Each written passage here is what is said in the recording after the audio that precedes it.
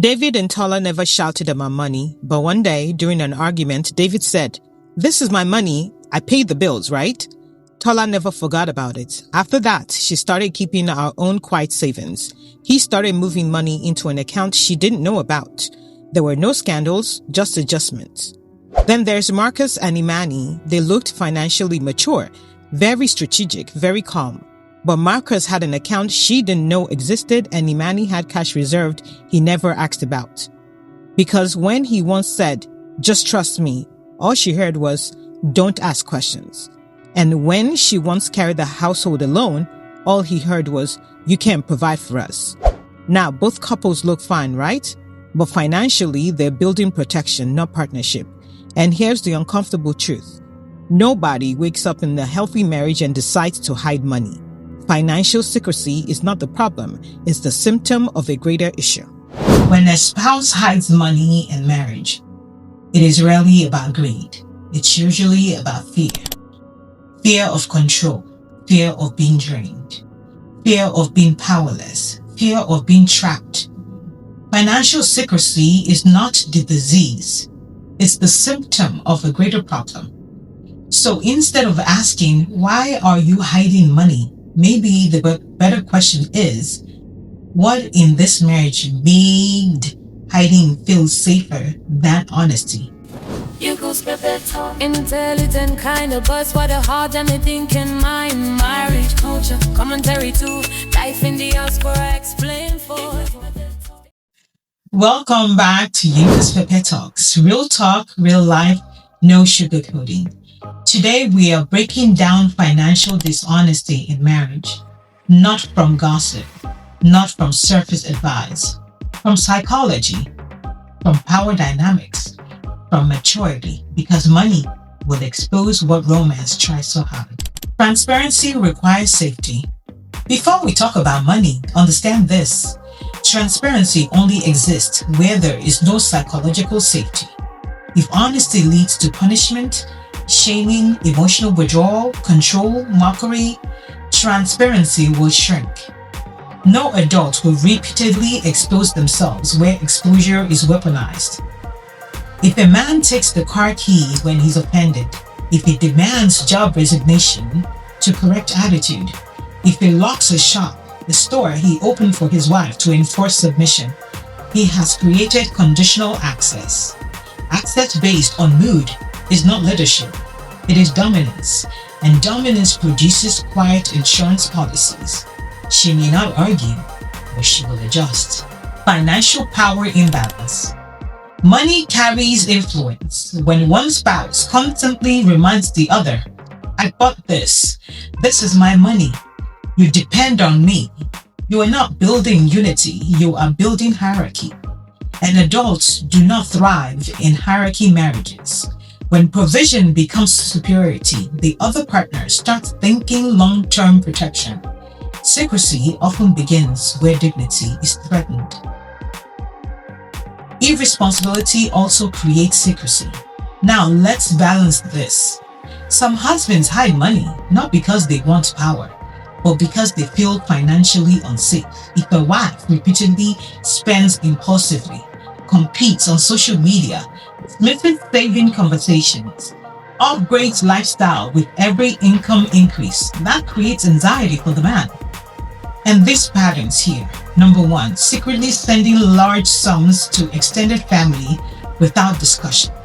Number two, pressuring for luxury purchases while household savings are unstable.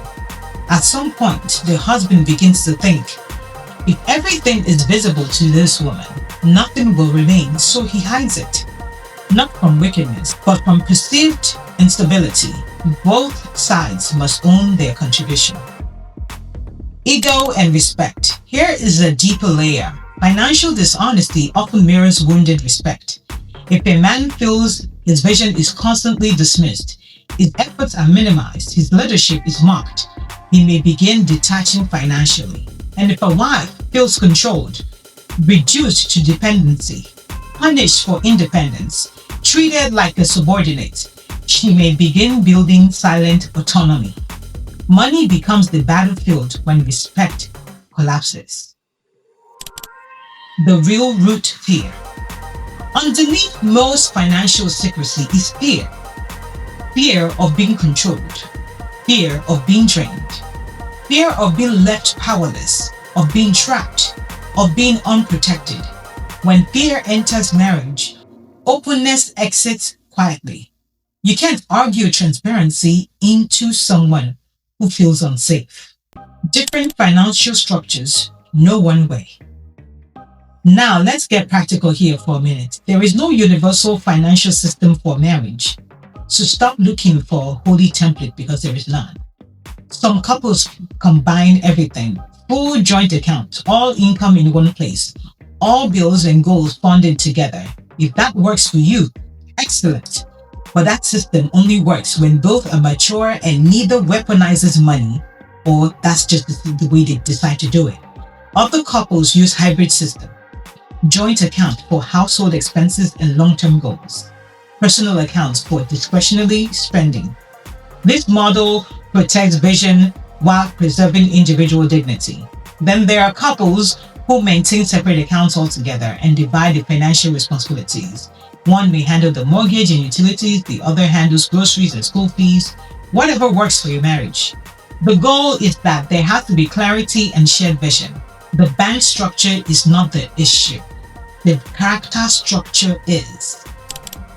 So build your own financial architecture for your marriage. Here's the bottom line. It doesn't matter how you structure the accounts. What matters is, do you both know the family vision? Are retirement plans discussed? Are investments aligned? Are extended family obligations agreed upon? And is there accountability on both sides? There is no one perfect system. The perfect system is the system that works for your marriage. Marriage is not communism. Marriage is not capitalism. It is partnership. And partnership requires accountability on both sides. So build your own financial system, not out of ego, not out of fear, but out of clarity on both sides. Hard self-examination.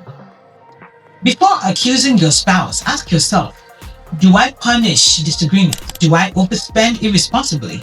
Do I weaponize provision? Or do I belittle their earnings? Do I react harshly when they're honest? Do I create an environment where honesty feels risky? Secrecy is rarely random. It is usually reactive to something. How to mend this? Repair requires humility. Number one, acknowledge control where it existed without excuse.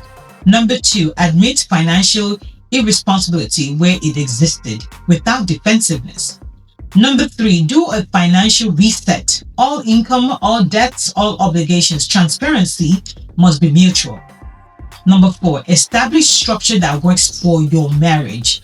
Monthly meetings, clear goals, emergency funds, investment strategy. Structure reduces suspicion. Number five, rebuild respect. Money arguments are rarely about numbers, they're about dignity. So restore dignity and trust will follow. And what we learned today? Today we learned that financial dishonesty is often a symptom, not the root. Transparency requires psychological safety. Power imbalance creates secrecy. Irresponsibility breeds defensive hiding.